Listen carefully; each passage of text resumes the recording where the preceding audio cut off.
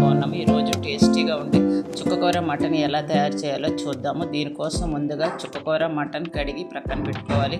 పాన్లో oil వేసి వేడెక్కాక జీలకర్ర, కరివేపాకు, పచ్చిమిర్చి వేసి వేగాక ఉల్లిపాయ ముక్కలు వేసి గోల్డెన్ బ్రౌన్ కలర్ వచ్చే వరకు వేసి అల్లం వెల్లుల్లి పేస్ట్ వేసి పచ్చి వాసన పోయే వరకు వేపి మటన్ వేసి కలిపి ఊరిన నీరు ఎగిరిపోయాక కారం, పసుపు, సాల్ట్ వేసి బాగా కలిపి ఒక గ్లాస్ వాటర్ పోసి కొద్దిగా గ్రేవ్ ఉన్నప్పుడు కడిగిన చుక్కకూర వేసి బాగా కలిపి అంతా ఒక గిన్నెలో తీసుకుని కుక్కర్లో పెట్టి 3 విజిల్స్ వేయించాక స్టవ్ ఆఫ్ చేసి చల్లారిన తర్వాత సర్వ్ చేసుకోవాలి. కుక్కర్లో పెట్టడం వలన ఆయిల్ తేరి టేస్ట్ బాగుంటుంది.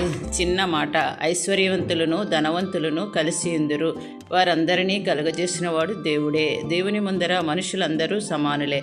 మనము ధనవంతులమైన, దరిద్రులమైన, విద్యావంతులమైన, సామాన్యులమైన మన సృష్టికర్త ఒకడే.